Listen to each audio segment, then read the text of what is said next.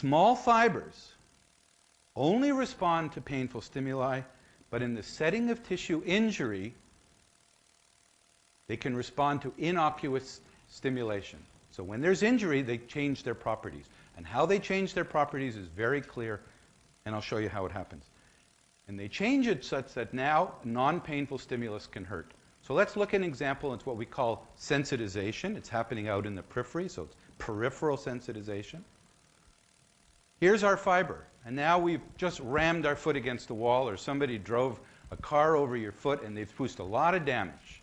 They produced a lot of tissue injury in the region of that nerve fiber. What happens? You change the chemistry of your foot. You destroy cells, membranes get broken down, enzymes get synthesized. It's a mess. Everyone sees, you see swelling, you see redness, inflammation, right? And there's a lot of chemistry going on, and one of the key things that happens, and don't worry about this name, the med students can't even remember it either, you get the synthesis of a molecule called arachidonic acid. There's no exam, don't worry about it. But what's really important is arachidonic acid gets attacked by an enzyme called cyclooxygenase, or, as many of you know it, the COX enzyme, the famous COX enzyme. And when that enzyme acts on this, it produces a molecule called prostaglandins, which then act right on the nerve fiber, and then that lowers its threshold, and now you have allodynia. So that nerve fiber before would only respond to pinch, and now light touch will make that nerve fire. Light touch will now produce pain. Before it only responded to 45-degree stimulation. Now it responds to warm bath temperature. All right? Its threshold dropped, you have pain. How do you treat this? How would you treat this? Well, let's block the COX enzyme.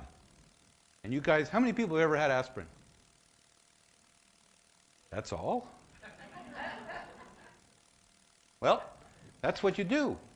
You use COX inhibitors, and these are non-steroidal anti-inflammatory drugs, the NSAIDs, and these COX inhibitors are aspirin, ibuprofen, naproxen.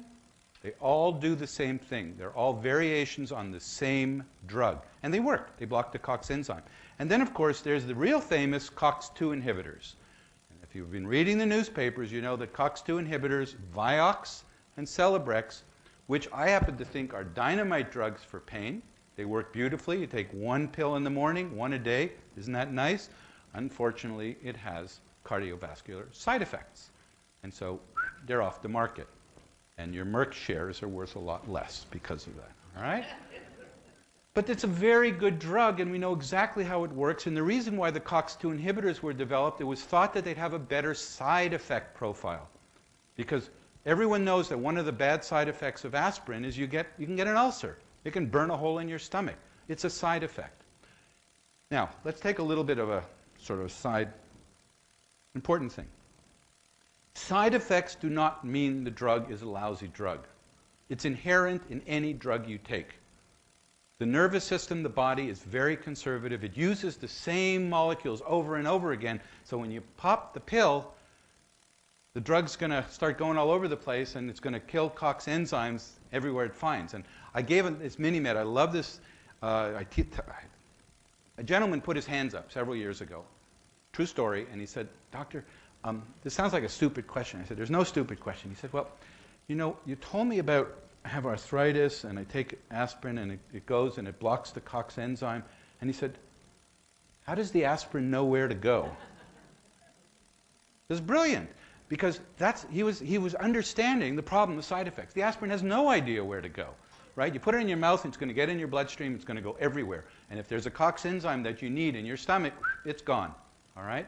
So the game, if you will, the goal with the development of any drug is to have lots of effect and little side effect.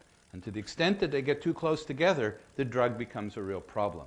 But don't assume right away that because there are side effects that therefore it's a lousy drug.